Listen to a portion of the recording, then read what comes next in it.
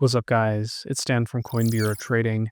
Today we're going to talk about the Santa rally, specifically why it happens and whether it could happen this year in the crypto market.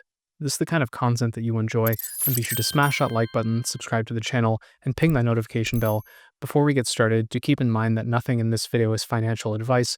It's just my personal analysis of the crypto market. Your analysis could be different, and if it is, that's awesome, because the more difference of opinion that we have, the better traders and the better investors we're all going to become. So I want to start off, guys, with the definition of the Santa rally, because I'm sure a lot of people are going to be asking, it's like, well, shouldn't the Santa rally be happening right now? Shouldn't everything be going parabolic right now if the Santa rally is starting right now? Well, technically not really, because basically the Santa rally, strictly speaking, applies to this actually pretty short period, the last 5 trading days of December through the first 2 trading days of January. So it's basically what we're going to see, let's say, over the next week or so. So you could say that the Santa rally period technically kind of starts in the next couple of days. And basically it's this period where, historically speaking, prices of assets tend to outperform compared to other 7-day periods. And the reason for this, guys, is very simple. It's the same as all seasonality trends. And this is something I would say is the most important thing to remember when it comes to seasonality, like that, how, they say sell in May and go away, and the Santa rally and whatever is like Rectember, or what is it? I can't remember the term for the institutional version of Rectember, but all these seasonal effects, they're all driven by institutional flows.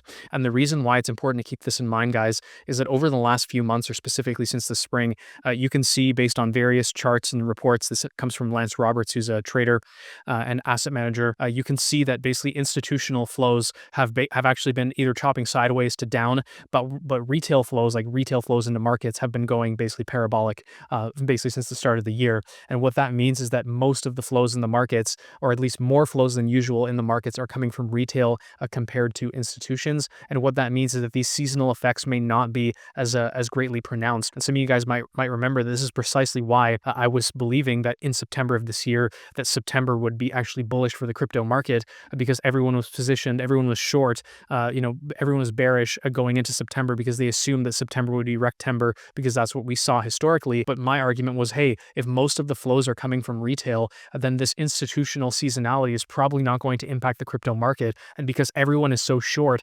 then even the slightest kind of like rally would cause the crypto market to rally in September. And lo and behold, September closed in the green. And of course, that begs the question then, is like, okay, well, if seasonality depends, the Santa Claus rally depends on institutional flows, and institutions aren't as involved as they were, let's say, in previous years, then does this mean that crypto is going to be getting a Santa rally? I think the answer is yes, and it's mostly due to like a technical perspective. I guess I'll give you the crypto side of it, and I'll give you the macro side of it.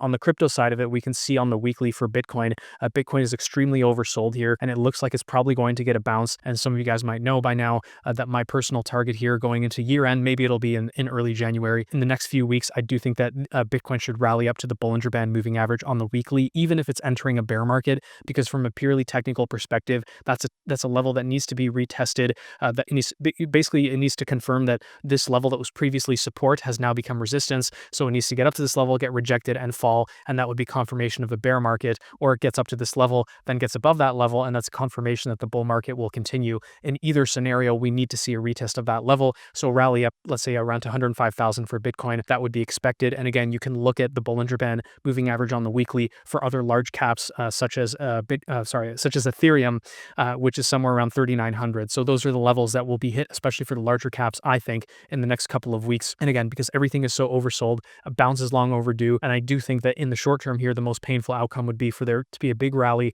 Everyone starts getting hopeful, or initially they're like, this isn't a real rally. It's not going to last. It goes a little bit higher than they expected, goes right back up to that resistance level, and then after that, we'll have to wait and see if it'll be a rejection or continuation higher. But I'll reiterate that the main reason why I think a rally is likely is because prices are just so oversold for Bitcoin, and also for the total crypto market cap, which I'll get to in a second. But the prices for Bitcoin, Ethereum, most cryptos is very oversold, long overdue for a bounce, and the target for that bounce would be the Bollinger Band moving average on the weekly, as I've probably repeated now like 5 times.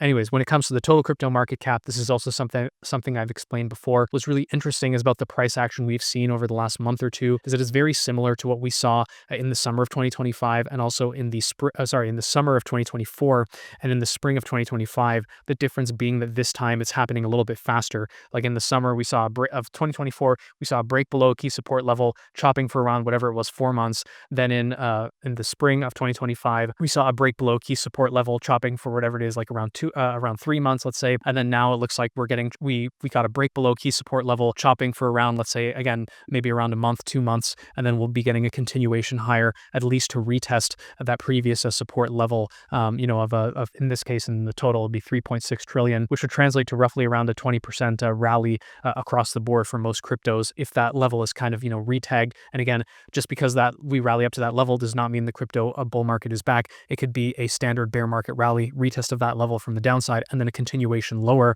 We're just gonna have to wait and see and play things by ear. Also looking at ETH BTC, in my view, especially if you're someone who's holding a lot of altcoins, the main chart to watch here in the next couple of weeks is ETH BTC. We want to see ETH BTC continue powering higher here, specifically breaking above this Bollinger Band moving average on the weekly. Hopefully it's already above that level by the time you see this video. If it does get above that level, it's going to continue powering higher. That means more capital is going to be rotating from Bitcoin into Ethereum, and eventually that capital will rotate into altcoins. The last thing to watch, I guess this is more on the macro front, of course, is the US dollar.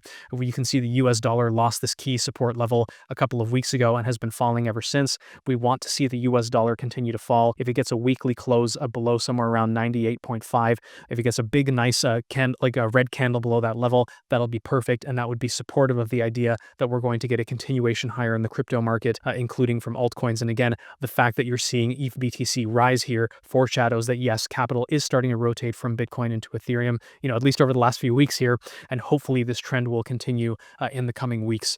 So long story short, again, the Santa rally is driven primarily by institutional flows. We are not seeing as many institutional flows as we normally do, but because crypto prices are so oversold, and because we're kind of seeing like a repeat of this kind of, like, let's say, accumulation manipulation pattern that we've seen so far this cycle, like we're seeing a repeat of that, and because we're seeing capital beneath the surface rotate from Bitcoin into Ethereum, and because we're seeing some macro tailwinds with the US dollar falling, which is basically supportive of global liquidity. All these things point to the idea that yes, we will probably see some nice positive price action in the next couple of weeks. Doesn't mean it's going to start today, but I do think that we will see something that resembles, let's say, a Santa rally. Whether Santa rally comes earlier or later, we'll have to wait and see, but I do think that is going to happen. And again, strictly speaking, the Santa rally applies to the period that we have just started now. So keep your eyes peeled over the next week and a half, and let's see what happens in the markets. If you are planning on trading, then do check out the links in the description, especially this top link here, BitGet up to 50,000 USDT deposit bonus.